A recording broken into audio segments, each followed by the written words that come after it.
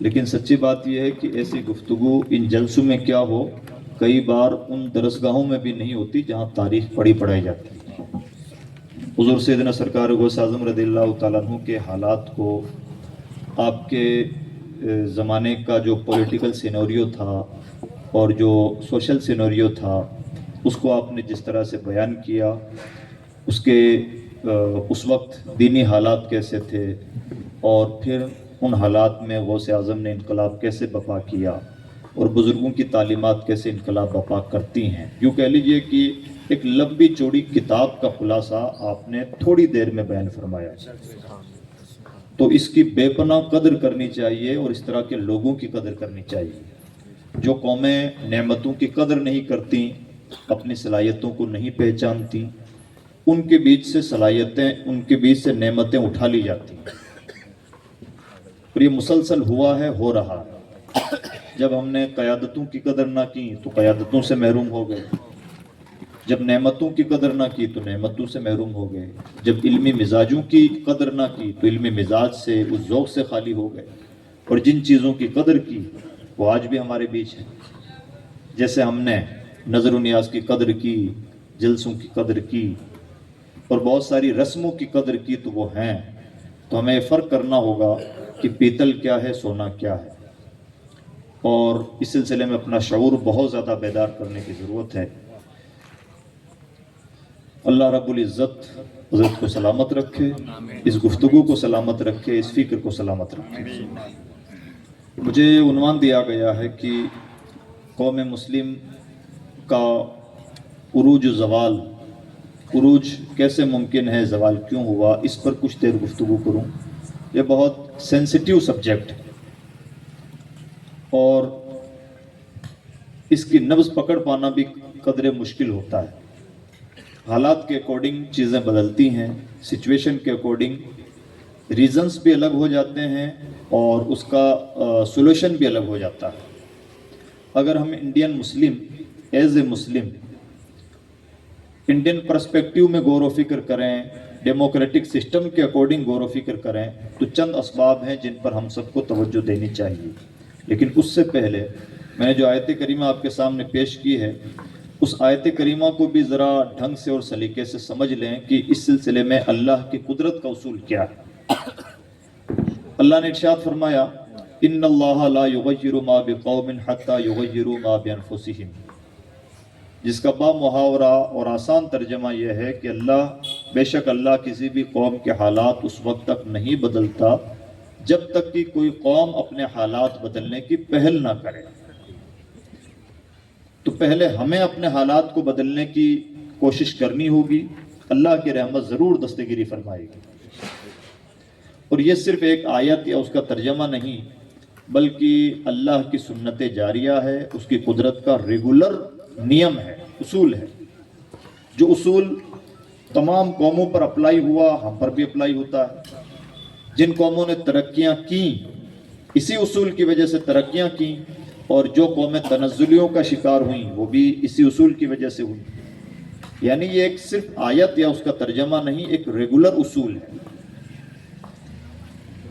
جیسے اگر آپ یہاں سے بڑودہ جانا چاہتے ہیں تو اس کے لیے آپ کو کچھ کرنا ہوگا۔ کرنا کیا ہوگا؟ اٹھنا ہوگا، چلنا ہوگا، کچھ قدم بڑھانے ہوں گے، یعنی جانے کے لیے کچھ قدم بڑھانے ہوں گے۔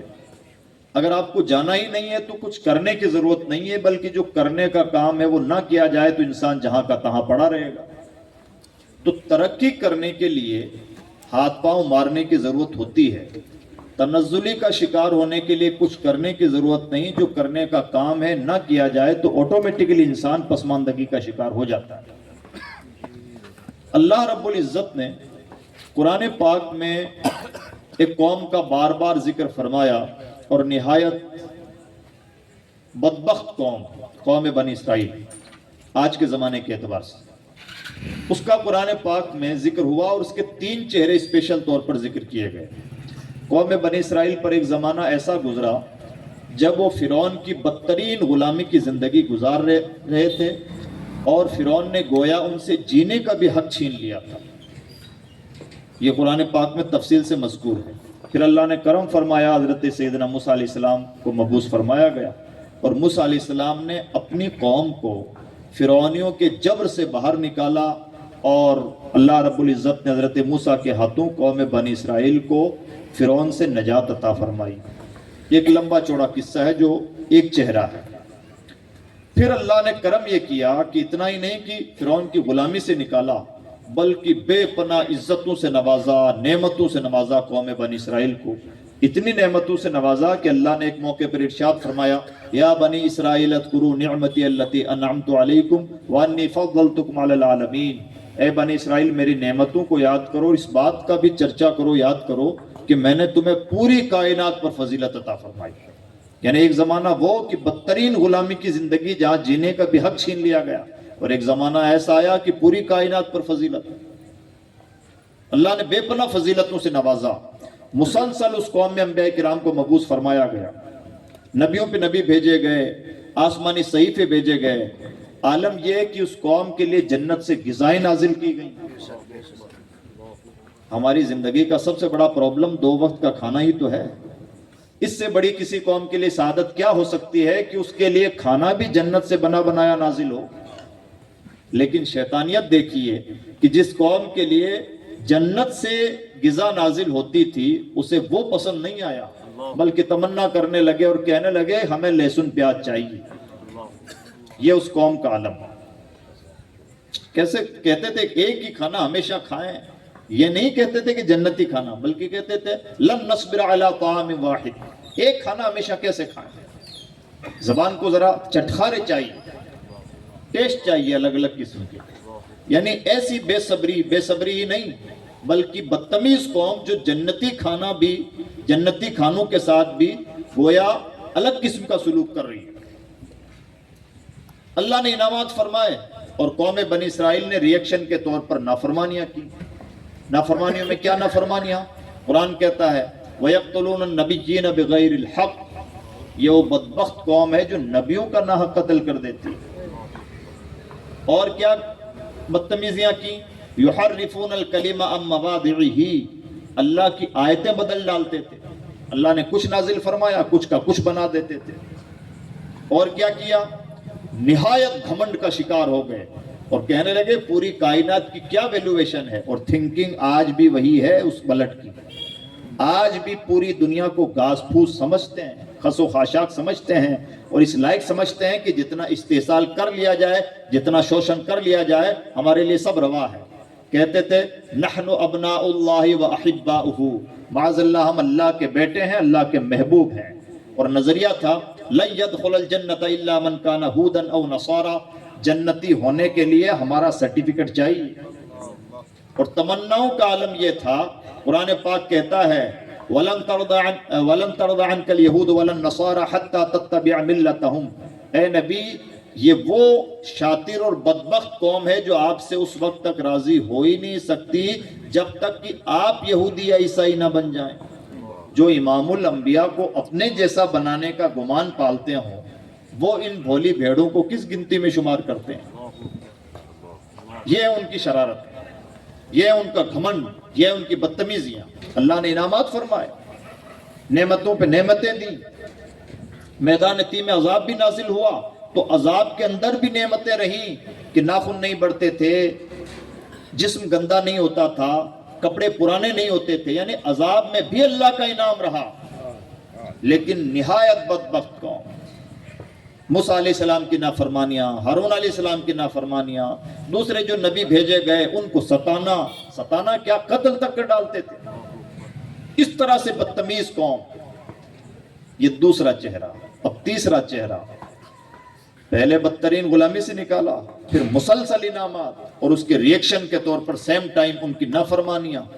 اب تیسرا چہرہ یہ کہ جب وہ کسی بھی طرح سے اپنی شیطانیوں سے باز نہ آئے تو اللہ نے پھر ان پر قہر و غضب نازل فرمایا، پھر لعنتیں بھیجی گئیں، پھر ذلتیں مسلط کی گئیں۔ اور یہ بات بھی قرآن پاک نے بیان فرمائی۔ ہم سب روزانہ دعا کرتے ہیں پروردگار ان لوگوں کے راستے پہ چلانا جن پر تو نے انعام فرمایا ہے، غیر المغضوب علیہم ولا الضالین، اور ان کے راستے پر کریم کبھی مت چلانا جن پر تیرا قہر و غضب نازل ہوا. کون ہے جن پر اللہ کا قہر و غضب نازل ہوا؟ یہود ہیں. اللہ کا غضب نازل ہوا. ایک طرف اللہ نے قرآن پاک میں ارشاد فرمایا وَلَقَدْ كَرَّمْنَا بَنِي آدم، ہم نے تمام انسانوں کو عزت سے نوازا ہے. اور اسپیشل ان کے بارے میں فرمایا گیا ضُرِبَتْ عَلَيْهِمُ الذِّلَّ وَالْمَسْكَنَةُ، ان پر ذلت مسلط کر دی گئی ہے، یعنی جہاں رہیں گے ذلیل ہو کے رہیں گے. کیریکٹر ہی ایسا ہے کہ ذلت کے علاوہ ان کا مقدر کچھ ہو ہی نہیں سکتا. سب کو عزت دینے والا رب اسپیشل ایک کمیونٹی کو ذلیل فرما رہا ہے تو ماننا پڑے گا کہ وہ اسی لائق ہیں کہ انہیں ذلیل کیا جائے. سب پر مہربانی فرمانے والا رب، جس رب نے اپنا انٹروڈکشن رب العالمین رحمان اور رحیم کے طور پر پیش فرمایا، بار بار اپنی کتاب میں اپنے آپ کو کریم رؤوف غفار ستار کہتا ہے، وہ رب اگر کسی پر غضب نازل فرما رہا ہے، ایسا کریم رب ارحم الراحمین رب رب العالمین اگر کسی پر غضب نازل فرما رہا ہے تو ماننا پڑے گا کہ وہ غضب ہی کے لائق ہیں. ہمارے نبی رحمت للعالمین ہیں. رحمت کا مطلب ہوتا ہے نہایت رقیق القلب ہونا. اس کا بالکل اپوزٹ ورڈ ہے لعنت. رحمت للعالمین کی حدیثوں میں بار بار ایک جملہ ملتا ہے لعن اللہ الیہود والنصارى، اللہ یہود و نصارہ پر لعنت فرمائے. رحمت للعالمین کسی قوم پر لعنت فرمائے تو ماننا پڑے گا کہ اس سے زیادہ ملعون قوم کوئی نہیں ہو سکتی. تو یہ تیسرا چہرہ. پہلا چہرہ بدترین غلامی کا زمانہ، دوسرا چہرہ اللہ کی نعمتوں انعامات اور کرم کا چہرہ. اللہ نے بے پناہ فضل فرمایا، پوری کائنات پر فضیلت بخشی گئی، اس سے زیادہ عزت کی بات کیا ہو سکتی.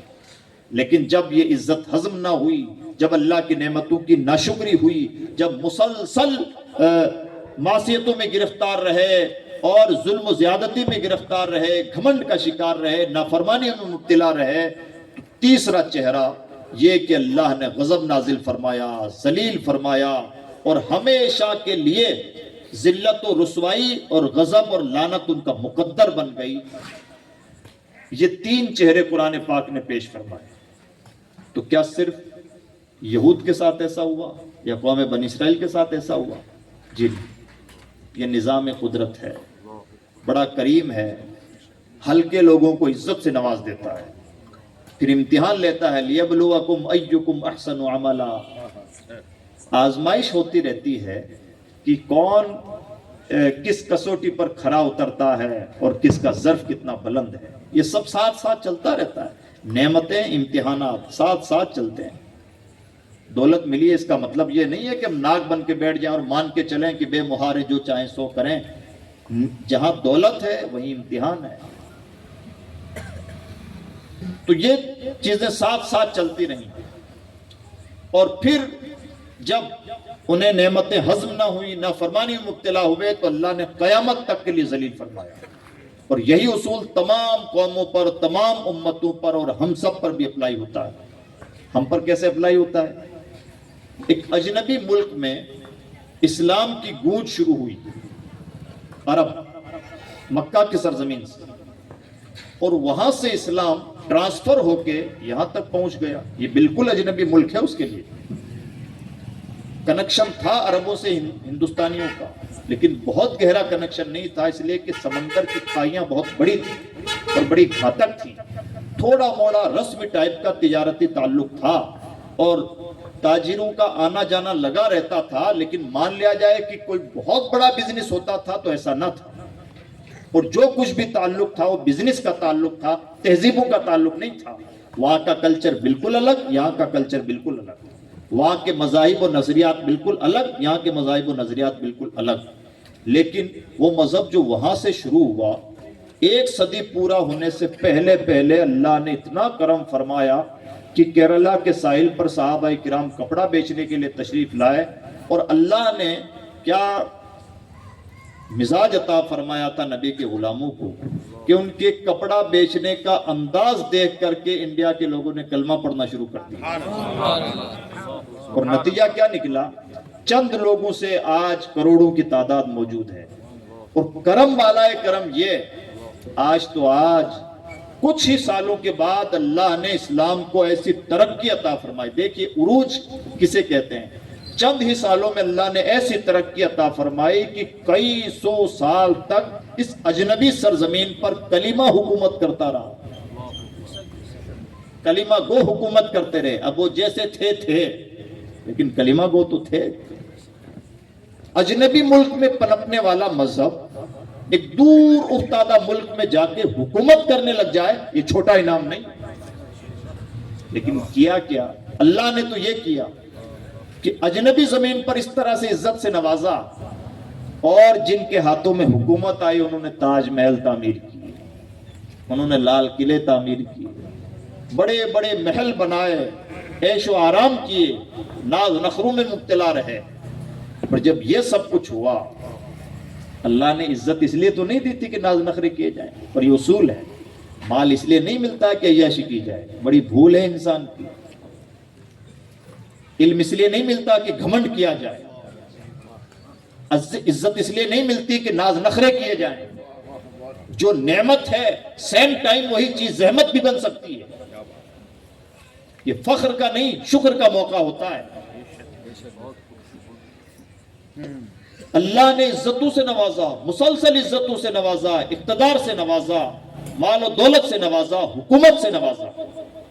نتیجتاً ناز نخرے، عیش و آرام، موج مستی، اپنے دل کی جھوٹی تسلیاں، عیش پرستی، یہ سب کچھ ہوتا رہا. پھر دن پلٹے. اور اب عالم یہ ہے کہ جو صدیوں حکومت کرتے رہے 10-20 سال میں گھبرا جاتے ہیں. 10-20 سال تو کڑے لگتے ہیں اور صدیاں ہلکی لگتی ہیں. صدیوں حکومت کرنے والوں کے سامنے یہ نوبت آ جائے کہ یہاں پیدا ہوئے ہو، اس کا بھی سرٹیفکیٹ چاہیے، یہ نوبت راتوں رات نہیں آتی. بڑا کریم ہے، بار بار مہلت دیتا ہے. اتنی مہلت، اتنا انعام کہ اجنبی زمین پر اقتدار عطا فرمایا اور صدیوں تک اقتدار عطا فرمایا. لیکن جب اس اقتدار کا مس یوز کیا گیا تو نعمت بھی چھنی، اور اس طرح سے چھنی کہ آج انہیں کی نسلوں کو پسپائی کے دن دیکھنے پڑ رہے ہیں. یہی نظام قدرت ہے. اور آج بھی جو سونے کے باتھ روم بنا رہے ہیں، یاد رکھیں انہیں کی آنے والی نسلیں ان پر ملامتیں کر رہی ہوں گی کہ کیسے تھے ہمارے نالائق پرکھے جنہوں نے اپنے اقتدار کا مس یوز کیا، اور آج ہم ذلتوں کی زندگیاں گزار رہے ہیں. سونے کے باتھ روم، فٹ بال کے لیے پورے ملک کا نقشہ تبدیل کر دینا اور پاگل پن کی حدیں کراس کر جانا، یہ اللہ کی نعمتوں کا وہ مس یوز ہے جس کا بدترین خمیازہ بھگتنا پڑتا ہے. فرق اتنا ہے کہ آج بھگتنا پڑے کہ کل. ذرا دیر سویر کا فرق ہوتا ہے. اللہ کی بے زبان لاٹھی انتقام ضرور لیتی. تو جب نعمتوں کا مس یوز ہوتا ہے دن پلٹتے ہیں، اور وہی تاریخیں سب کے ساتھ دہرائی جاتی ہیں، ہم اور آپ کے ساتھ بھی دہرائی جا رہی ہیں. اور یہ تو بڑی مثالیں تھیں. چھوٹی مثالوں میں دیکھ لیں، ہم اپنی زندگی میں بھی ایسا پائیں گے. کبھی ہم غور تو کریں، ذرا شکر کا مزاج تو اپنائیں. بالکل اجنبی پن میں ایک انسان غریبی میں زندگی گزارتا ہے، پھر اللہ اسے اولاد دیتا ہے، اولاد کمانے لگتی ہے، اور دیکھتے ہی دیکھتے 10-20 سالوں میں انسان بڑا امیر بن جاتا ہے. جب امیر بن جاتا ہے تو ناز نخرے، اس مکان، اس پلاٹ، اور اس فارم ہاؤس سے اس میں، اور یہاں سے وہاں، ایسا الجھتا مایا جال میں ایسا الجھتا چلا جاتا ہے کہ وہ بھول جاتا ہے کہ میں کبھی نانے شبینہ کا بھی محتاج ہوا کرتا تھا. یہ شکر کی انتہا ہونی چاہیے تھی. وہاں پر وہ ناز نخر اور فخر میں مبتلا ہو جاتا ہے. نتیجہ نکلتا ہے کہ وہی آدمی جس نے اپنے کیریئر کا آغاز غریبی سے کیا تھا اور جوانی سے بڑھاپے کی ابتدائی منازل ترقی میں اور مالداری میں گزری، اس کا بڑھاپا اس پر ایسا عود کر آتا ہے کہ وہی مال و دولت اور وہی اولاد اس کے لیے وبال جان بن جاتا ہے. سب اپنی زندگی میں تماشا دیکھتے ہیں. پرابلم یہ ہے کہ انسان عبرت کم حاصل کر پاتا ہے. یہ دن پلٹتے رہتے ہیں. عزت سے ذلت، ذلت سے عزت، غریبی سے امیری، امیری سے غریبی، یہ چلتی رہتی ہے. وَتِلْكَ الْأَيَّامُ نُدَاوِلُهَا بَيْنَ النَّاسِ، یہ دنوں کی گردشیں ہیں جو چلتی رہتی ہیں، اپنا کام کرتی رہتی ہیں. ہم سب کو عبرتیں اور نصیحتیں حاصل کرنا چاہیے. اب عزیز دوستو، اس پوری گاتھا سے ہمیں جو سبق ملا وہ کیا؟ وہ یہ ہے کہ جب اللہ کوئی نعمت دے، علم کی نعمت، اقتدار کی نعمت، چھوٹی نعمت یا بڑی نعمت، ہر نعمت کا بر وقت اور بھلے سے بھلا استعمال کریں. اگر ہم نعمتوں کا بھلا استعمال کرتے ہیں اور شکر ادا کرتے ہیں چاہے پریکٹیکل طور پر یا زبان سے, تو اس کا وعدہ ہے لئن شکرتم لازیدنکم. بڑا سستا سودا ہے. 10 روپے دیے, ہم نے شکر ادا کیا, شکر کے صدقے میں 100 روپے دے دیتا ہے. یار اس سے زیادہ سستا سودا کیا. اور انسان کتنا کمزرف ہے کہ اتنا ہلکا سا فلسفہ بھی سمجھ نہیں پاتا. انسان کا علم یہ ہے کہ 10 روپے ملے تو بجائے اس کے کہ شکر ادا کرے ناز نخرو میں مبتلا ہو جاتا ہے اور جس نے دیا اسی کو بھول جاتا ہے. جبکہ ہونا کیا چاہیے تھا, شکر ادا کرے گا تو اور زیادہ دے گا, پھر اور شکر ادا کرے گا تو اور زیادہ دے گا. یہی نظام ہے, وہ اپنے وعدوں کا خلاف نہیں کرتا. اس لیے عزیز دوستو, ہم سب کو مزاج ہی اپنانا چاہیے. اگر اللہ نے, اب آپ کے پاس نعمتیں کیا ہیں, اب ڈائریکٹ اپنے ہوم ورک پہ آ جائیں. آپ ایک برادری کے لوگ ایک جگہ رہتے ہیں, یہ اللہ کا بڑا انعام ہے آج کی تاریخ میں, اسے ہلکے میں مت لیجیے. پریشانی یہ ہے مولانا ظہیر صاحب کیوں ہضم نہیں ہوتے, اور یہ کیوں ہضم نہیں ہوتے, اور انہوں نے یہ کہہ دیا اور انہوں نے یہ کہہ دیا. کہیں گروپنگ ہے, کہیں حسد ہے, کہیں بغض ہے, اور کہیں آپس میں گتھم گتھا ہیں. یہ اللہ کے انعامات کی پریکٹیکل ناشکریاں ہیں, یہ نافرمانیاں ہیں, اور ان چیزوں کا بدترین خمیازہ بھگتنا پڑتا ہے. اگر اللہ رب العزت نے 2 پیسوں سے نوازا ہے ان کا شکر ادا کیجیے, اولاد سے نوازا ہے اس کا شکر ادا کیجیے. اگر کسی بھی شکل میں کسی بھی نعمت سے نوازا ہے, آپ کی بات سنی جاتی ہے, تو یہ نہیں ہونا چاہیے جناب میں جو کہہ دیتا ہوں پورے گاؤں میں وہ ہو جاتا ہے, بلکہ اور زیادہ شکر ادا کرنا چاہیے. کریم تیری مہربانی کہ جس کو کوئی پوچھنے والا نہ تھا تو نے اس لائق تو بنایا کہ پوچھ ہو رہی ہے. نخروں کا موقع نہیں ہوتا, شکر کا موقع ہوتا ہے. اگر اللہ نے مجھے اس کرسی پر بٹھایا تو کیا میں باولا بن کے جو چاہوں سو کہتا چلا جاؤں؟ آپ ہو سکتا ہے اپنے بھولے پن کی وجہ سے میری گردن نہ پکڑیں. یہ فرشتے جو لکھ رہے ہیں اس جواب سے نبرد آزمائی بڑی مشکل چیز ہے. اور جو رب بے تحاشا نعمتیں دیتا ہے, جب اس کی نعمتیں روٹتی ہیں تو انسان کے لیے گھیرا تنگ ہو جاتا ہے. ہم خود عبرت کی مثال ہیں. صدیوں حکومت کرنے والی قوم اتنی بے بس ہو جائے کہ انہیں کوئی کچھ بھی کہہ دے, کچھ بھی بول دے, وہ اپنا وجود, ان کا وجود محتاج ہو کے رہ جائے. یہ چھوٹا عذاب نہیں ہے اگر ہم تصور کریں. پریشانی یہ ہے کہ اب بھی سنبھلنے کا نام نہیں. اب بھی دولت کا مطلب ہے بڑے مکان, اب بھی دولت کا مطلب ہے مہنگی گاڑیاں, اب بھی دولت کا مطلب ہے مہنگی شادیاں, ناز نخرے, کھان پان, عیش و آرام. اور یہ ایک عجب مزاج ہے ہم مسلمانوں کا کہ جو جہاں ہے اپنے حصے کی عیش پرستی میں مبتلا ہے. فرق اتنا ہے کہ جن کی عیش پرستی کا لیول یہ ہو سکتا ہے کہ چائے پینے کے لیے بھی عرب سے امریکہ جاتے ہیں پرسنل ہیلی کاپٹر سے, تو وہ عیاشی کر رہے ہیں. اور جن کی عیش پرستی کا عالم یہ ہے کہ یہاں سے 10 کلومیٹر چائے پینے کے لیے جا سکتے ہیں اپنے اوقات کے مطابق, وہ وہاں جا رہے ہیں. لیول کا فرق ہے, عیاشی میں فرق نہیں ہے. عیاش وہ بھی ہیں, ظالم وہ بھی ہیں, بدتمیز وہ بھی ہیں, اور ہم بھی ہیں. ہماری حیثیت صرف اتنی ہے کہ مہنگے ریسٹورنٹ میں کھانا کھا سکتے ہیں تو کھا رہے ہیں. ہماری حیثیت یہ ہے کہ اپنی اوقات کے مطابق اپنے بچوں کی مہنگی شادی کر سکتے ہیں, تو ہم بھی کسی سے پیچھے نہیں ہیں اس پرستی میں. اور جن کے عیاشوں کا لیول یہ ہے کہ اپنے بچوں کی شادی میں کسی کو ہیلی کاپٹر گفٹ کر سکتے ہیں تو کر رہے ہیں. عیاش وہ بھی ہیں عیش پرستی میں مبتلا, اور عیش پرستی میں مبتلا ہم بھی ہیں. ہماری حیثیت نہیں کہ اپنے بیویوں کی یاد میں تاج محل بنا سکیں, تو نہیں بنا پا رہے ہیں. اگر حیثیت ہوتی تو ہم بھی وہی عیاشی کر رہے ہوتے جو انہوں نے کی تھی. مزاج نہیں بدلا. کس نعمت کا شکر ادا کر رہے ہیں؟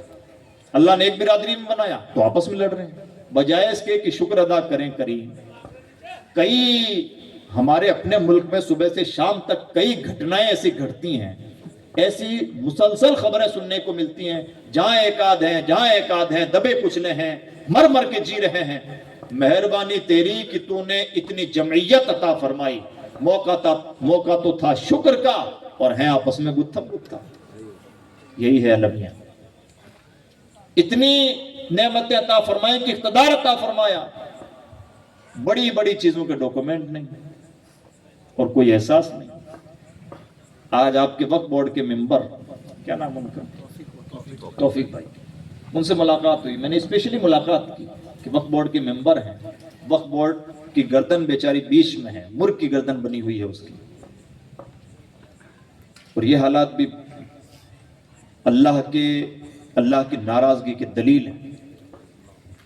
تو میں نے ان سے بہت تفصیل سے جاننے سمجھنے کی کوشش کی، اور جو خدشات تھے کہ بہت ڈاواں ڈول سچویشن ہے اور ہم گویا کہ بہت نازک دہانے پہ کھڑے ہیں، ان سے پوچھا تو بڑا دکھ ہوا کہ ہم کیا کریں، کتنے کیمپ لگا رہے ہیں، ورکشاپ آیوجت کر رہے ہیں، ٹریننگ دے رہے ہیں کہ کسی طرح سے اپنی مسجدوں کے، مدرسوں کے، ٹرسٹ وغیرہ کے رجسٹریشن کروا لیجئے.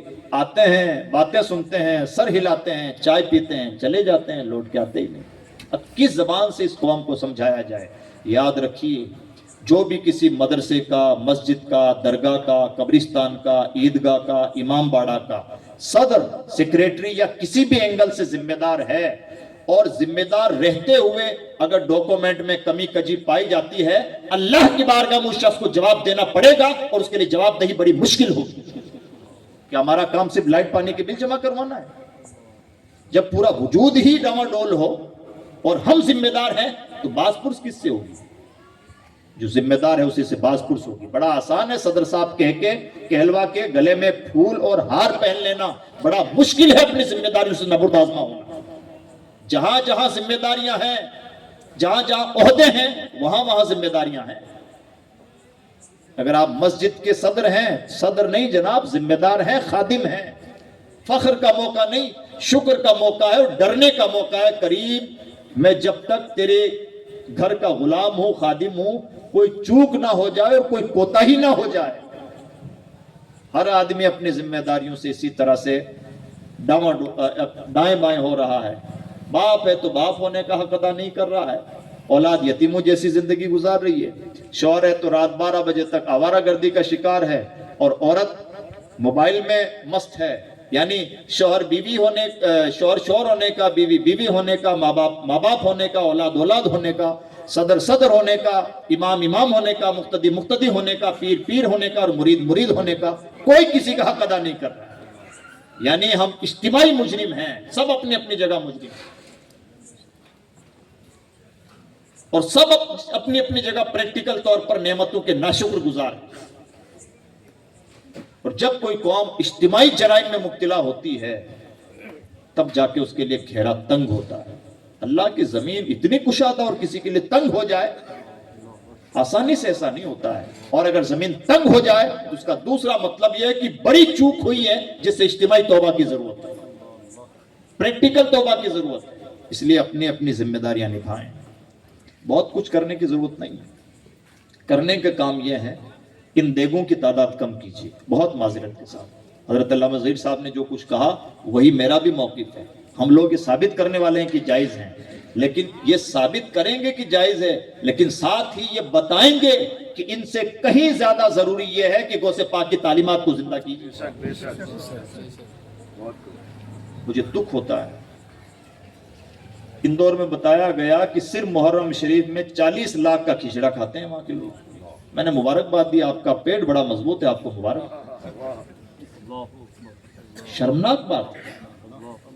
ہر سال صرف جے پور شہر میں تقریباً 4 کروڑ روپے کے تعزیے زمین میں دفن ہوتے ہیں. اس حسین ابن علی کے نام سے، جس حسین ابن علی کے نام پر کالج اور یونیورسٹی تو دور کی بات ہے، کوئی ڈھنگ کا مدرسہ بھی وہاں نہیں ہوگا. مجھے بتائیے سچی محبت یہ ہے کہ یہ کر لیجیے آپس میں باتیں، کہہ لیجیے جو کہنا ہے. سچائی یہ ہے کہ بدترین مجرم ہیں. جس طرح سے یزیدیوں نے امام علی مقام پر ظلم کیا تھا دشمن بن کر، آج ہم بھی ان پر ظلم کر رہے ہیں. فرق اتنا ہے کہ دوست بن کے ظلم کر رہے ہیں. شکلیں بدل گئی ہیں، نام انہی کا لیں گے لیکن ساتھ میں ظلم بھی انہی پہ کر رہے ہیں. کیا غوث پاک کی عقیدت صرف کھچڑے سے شروع اور کھچڑے پہ ختم ہو جاتی ہے؟ کیا ان بزرگوں کی زندگی کا صرف اتنا سا مقصد تھا؟ یعنی ہم نے اپنے بزرگوں کے مشن کو بھی اپنی طبیعت کے مطابق ڈھال لیا.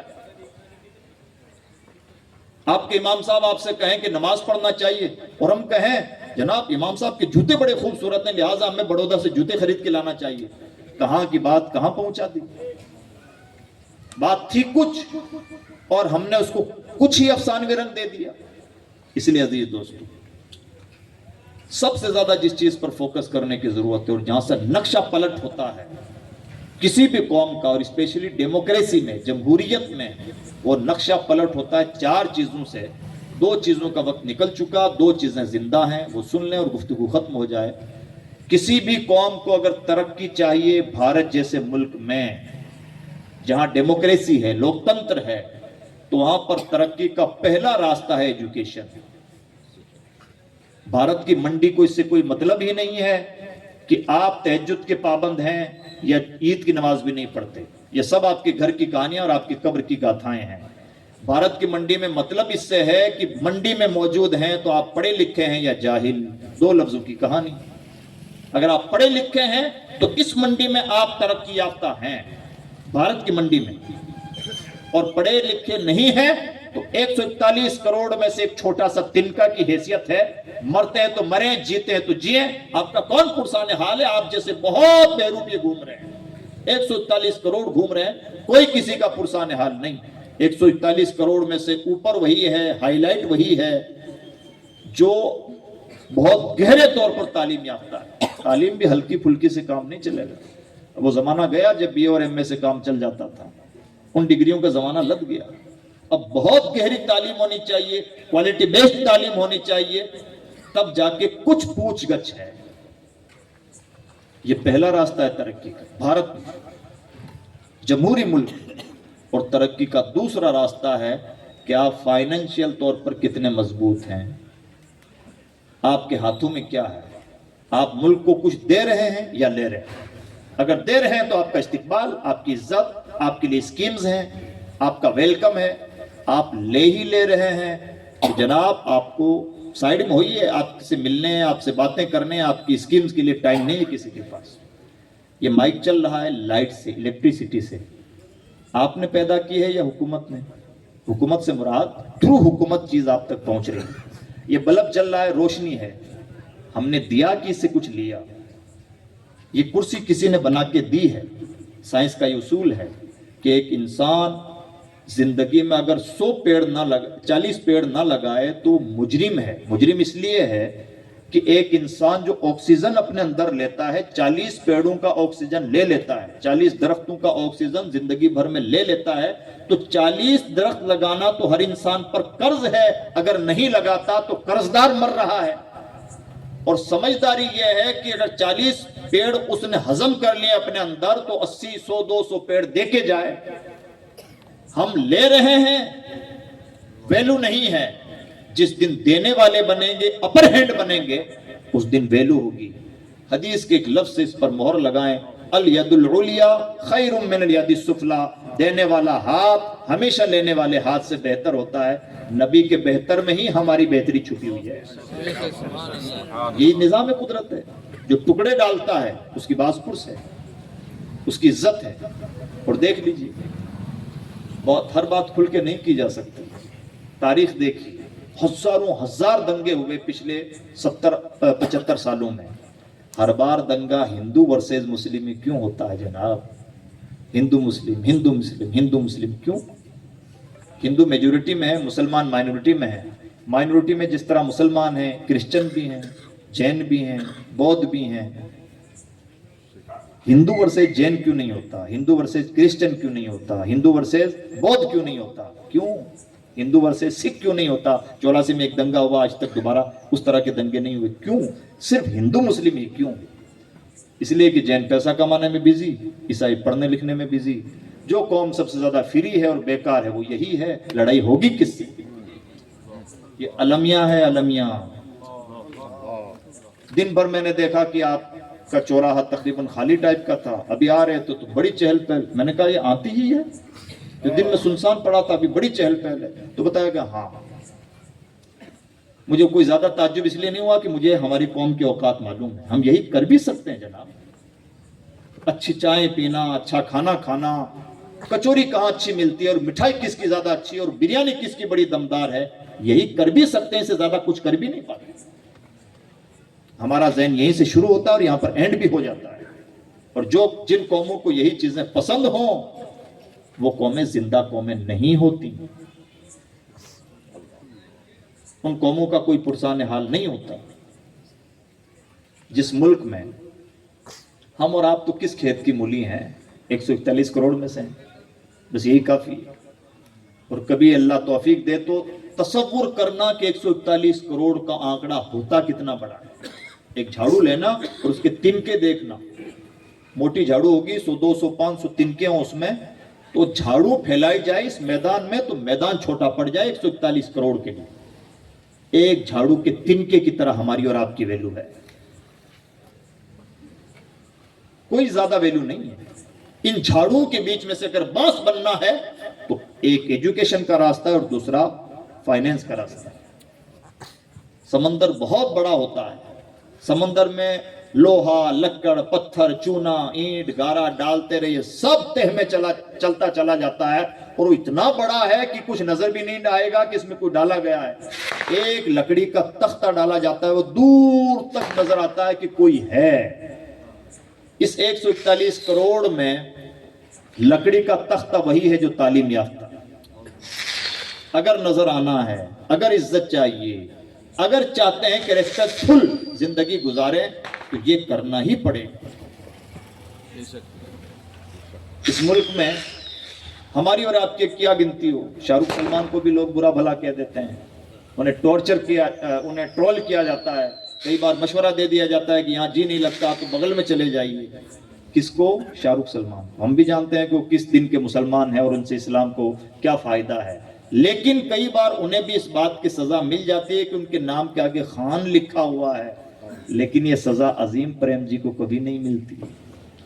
مجھے معلوم ہے جو ٹکڑے ڈالتا ہے یہاں اس کی پوجا ہوتی ہے، اسے برا بھلا کہنے کی کسی میں ہمت؟ جہاں صبح سے شام فرصت نہیں ہے کہ مسلمانوں پر نگاہ بھی ٹیڑھی ہوتی ہے، وہی مسلمان، بڑا مسلمان جب اپنا مول لے کے آتا ہے تو ادگھاٹن کرنے کے لیے بڑے سے بڑے آدمی پہنچ جاتے ہیں۔ یہ ہے مال کی ویلو۔ اور یہاں پر حضور کی حدیث سنیں، کتنی گہری بات ارشاد فرماتے ہیں میرے نبی۔ اللہ رب العزت ہمیں ان کی سچ مچ غلامی عطا فرمائے۔ فرماتے ہیں کاد الفقر ان یکون کفرا، کئی بار ایسا ہوتا ہے کہ غریبی کفر کا سبب بن جاتی ہے، بن رہی ہے ہمارے زمانے میں۔ دو طریقے ہیں۔ فرسٹ طریقہ یہ ہے کہ علمی طور پر اپنے آپ کو مضبوط کیجیے، اسکول اچھے، مدرسے اچھے، اور اچھے سے مراد صرف بلڈنگ نہیں، کوالٹی دیجیے۔ اسکول ہو، مدرسہ ہو، مسجد ہو، وداؤٹ کوالٹی کچھ نہیں۔ مسجد کی زینت یہ نہیں ہے کہ مسجد میں ماربل بڑا مہنگا لگا ہے، مسجد کی زینت یہ ہے کہ مسجد کی تعلیمات کا مقتدیوں میں اثر کتنا نظر آتا ہے۔ اور اگر ایسا نہیں تو مسجد بھی فیل، مقتدی بھی فیل، امامت بھی فیل، اور کمیٹی بھی فیل، اور سب کو اللہ کی بارگاہ میں جواب دہ ہونا پڑے گا۔ اللہ کی بارگاہ کوئی بلیک میلنگ کی بارگاہ نہیں ہے جہاں چرب زبانی سے کوئی بچ جائے، وہاں ہر شخص کو اپنی ذمہ داری کا سختی کے ساتھ جواب دینا پڑے گا، اور اس وقت تک اللہ کی بارگاہ سے کوئی انسان ہٹ نہیں پائے گا جب تک اپنی ذمہ داریوں کا جواب نہ دے۔ سیم مدرسے کی کہانی، سیم اسکول کی کہانی، ہر چیز کی یہی کہانی۔ میں کپڑے کی دکان کرتا ہوں تو کیا مطلب میں جو چاہوں بیچ دوں؟ اگر کسٹمر بھولا بالا ہے تو کیا کسٹمر کے بھولے ہونے سے میں اللہ کی بارگاہ میں جواب دینے سے بچ جاؤں گا؟ ہو سکتا ہے کسٹمر دھوکہ کھا لے، اللہ کے فرشتے دھوکہ نہیں کھاتے۔ ہو سکتا ہے یہاں آنکھوں میں دھول جھونک دی جائے، وہاں آنکھوں میں دھول جھونک پانا ممکن نہیں ہے، بلکہ وہاں کا عالم یہ الیوم نختم علی افواہہم، چرب زبانی پر مہر لگا دی گئی ہے۔ وَتُكَلِّمُنَا أَيْدِيهِمْ وَتَشْهَدُ أَرْجُلُهُمْ بِمَا كَانُوا يَكْسِبُونَ، انسان کے ہاتھ اور پاؤں گواہی دیں گے کہ بندہ کتنا پاپی تھا۔ بچنا مشکل نہیں ہے جناب۔ سمجھدار ہیں وہ لوگ جو دنیا میں ہی سنبھل کے چلتے ہیں، اور جو سمجھتے ہیں کہ ذرا میں تو سب کو چکمے دے لیتا ہوں اور میں تو سب کو بیوقوف بنا لیتا ہوں، وہ کسی کو بیوقوف نہیں بناتے۔ وَمَا يَخْدَعُونَ إِلَّا أَنفُسَهُمْ، اپنے آپ ہی کو بیوقوف بنا رہے ہیں، سستے داموں میں بڑا خطرناک سودا کر رہے ہیں، ہلکی پھلکی چیز کے بدلے میں بہت اپنے آخرت کو داؤں پر لگا رہے ہیں۔ اس لیے ایجوکیشن پر محنت کیجئے، سیریسلی محنت کیجئے، کوالٹی دیجئے۔ آپ اسکول چلاتے ہوں تو کوالٹی بیسڈ اسکول، بھلے فیس مہنگی لیجئے، بھلے اپنا نقصان گوارا کر لیجئے، اور سب کے لیے ہے یہ۔ اگر آپ اسکول چلا رہے ہیں یہ نہیں چل سکتا کہ جناب فیس اس بار کم آ گئی تھی اس لیے ہلکے ٹیچر رکھ دیے گئے. آپ اپنے اسٹینڈرڈ سے سمجھوتا نہیں کر سکتے, بھلے آپ سے پیرنٹس آ کے نہ بھی پوچھیں, لیکن اگر آپ نے کوئی وعدہ کیا ہے یا آپ سے کسی چیز کی امید کی جا رہی ہے اور آپ اس کے ساتھ سمجھوتا کر رہے ہیں تو جواب مشکل ہوگا.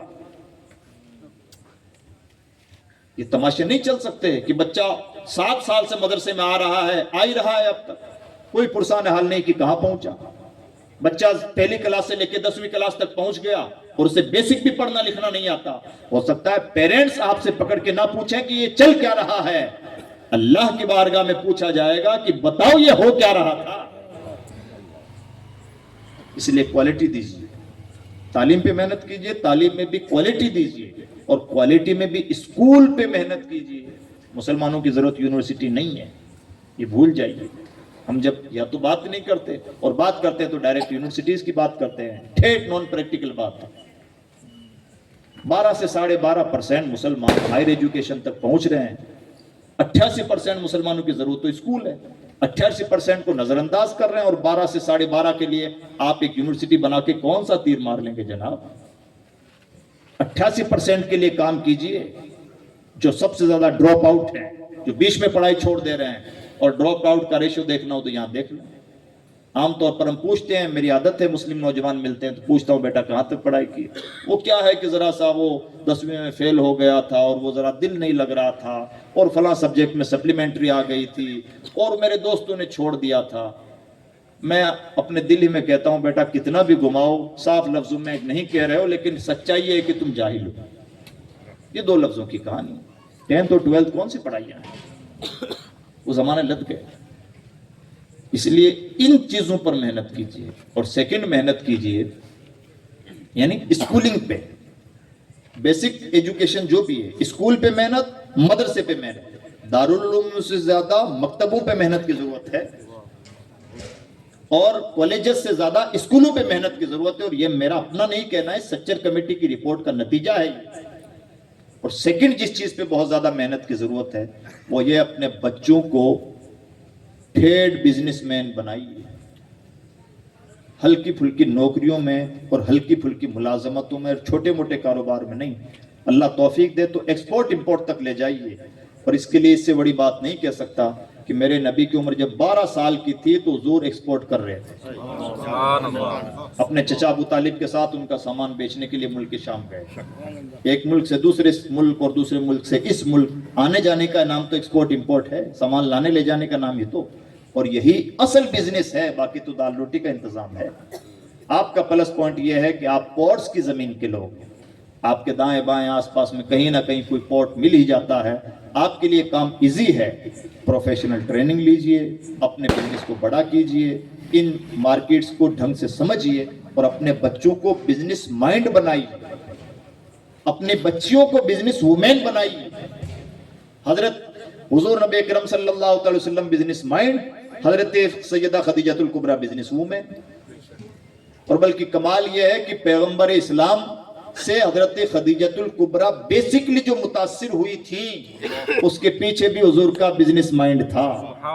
باقی چیزیں بات کی, یعنی پہلا انٹروڈکشن اور پہلا تاثر جو ایک بزنس وومین پر پیغمبر اسلام کی چھاپ پڑی وہ یہ ہے کہ یہ شخصیت بزنس مائنڈ ہے. اس لیے ان 2 مدوں پر بہت سیریسلی محنت کیجیے. اگر ہم نے ان 2 مدوں پہ محنت کی, مسلسل محنت کی, ہمت نہ ہاری, انشاءاللہ دن پلٹیں. اچھے دن کسی کے کہنے سے آتے جاتے نہیں, اپنے کرنے سے آتے جاتے ہیں. اور ہم سب کو چاہیے کہ ہم پریکٹیکل بنیں, ہوا باز نہ بنیں. میں امید کرتا ہوں کہ انشاءاللہ ایسا کرنے کی کوشش کریں گے. یہ سستی سی باتیں ہیں, باقی اور بہت سارے مدے ہیں, لیکن ان 2 چیزوں کو یاد رکھیے, کوالٹی بیسڈ ایجوکیشن, بچوں کی وقت پر کاؤنسلنگ, اور اپنے بچوں کو بزنس مائنڈ بنانا. اور پروفیشنل جو بھی کام کریں A1 کوالٹی کا کریں, پروفیشنل اسٹائل میں کریں, کوئی سمجھوتے والا اور دیسی اسٹائل نہ اپنائیں, بلکہ جب بھی کسی میدان میں ہو ٹھیک پروفیشنل, اور دنیا کو دنیا کی زبان میں سمجھانے کا مزاج بنائیں. میں امید کروں کہ انشاءاللہ ایسا کریں. بہت لمبی مدت نہیں, صرف 15 سال یہ ایکسپیریمنٹ کیجئے. جس طرح سے پچھلے 40-50 سال سے دیگوں کا ایکسپریمنٹ کر رہے ہیں، آپ یہ پائیں گے کہ انشاءاللہ نقشہ پلٹے گا۔ اللہ رب العزت کی بارگاہ میں دعا ہے کہ پروردگار ہم سب کو کہنے سننے سے کہیں زیادہ عمل کرنے کی توفیق عطا فرمائے۔ ان علماء کی اور بھلے لوگوں کی قدر کیجیے۔ یہ بچے، مجھے بہت خوشی ہوتی ہے، مفتی سمیر صاحب آپ کے یہاں مفتی بن کے آئے، بہت مؤدب، شریف، اچھے لوگ ہیں، اور اچھے لوگوں کی وقت پر قدر کی جاتی ہے تو بڑے لوگ بنتے ہیں، اور اگر کوئی قدر جن کی قدر کی جانی چاہیے قدر نہیں کی جاتی ہے تو نعمتیں آہستہ آہستہ اٹھا لی جاتی ہیں۔ یہی نظام قدرت ہے۔ اس لیے اپنے بیچ اچھی صلاحیتیں، چاہے مولانا لوگوں کی شکل میں ہوں کہ انٹلیکچوئلز کی شکل میں ہوں، یا نعمتیں چاہے مادی شکل میں ہوں یا کسی اور شکل میں، ہر چیز کی قدر کرنا اور ہر نعمت پر اللہ کا شکر ادا کرنا سیکھیں۔ ہمارے لیے تو سستا طریقہ ہے مذہب اسلام کا طریقہ۔ اتنا کانسیپٹ کلیئر تو کسی بھی مذہب کے ماننے والوں کے سامنے نہیں ہے جتنا ہمارے سامنے ہے۔ ہمیں تو کچھ ٹوٹ کے اپنا لینا ہے اور ہمارے تو بڑے بڑے کام بن جاتے ہیں۔ سجدہ شکر ادا کریں گے، نعمتوں کے مزید دروازے کھل جائیں گے۔ اس سے سستا ٹوٹکا کیا؟ بڑی بڑی مارکیٹنگ کے بعد میں انسان جہاں تک نہیں پہنچتا، 2 رکعت نماز وہاں تک پہنچا دیتی ہے۔ اب اس سے سستا سودا کیا؟ اور اس سے محروم بھی کون جو اتنا سستا سودا نہ اپنائے۔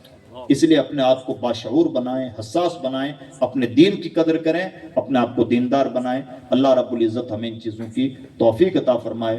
دوران گفتگو بلکہ شروع محفل سے لے کے اب تک کسی سے کوئی بات خلاف شرع ہو گئی ہو تو ہم تمام حاضرین اپنے رب کے بارگاہ میں سچے دل سے توبہ کریں۔ نستغفر اللہ تعالی و نتوب الیہ، لا الہ الا اللہ محمد رسول اللہ۔ السلام علیکم ورحمۃ اللہ وبرکاتہ۔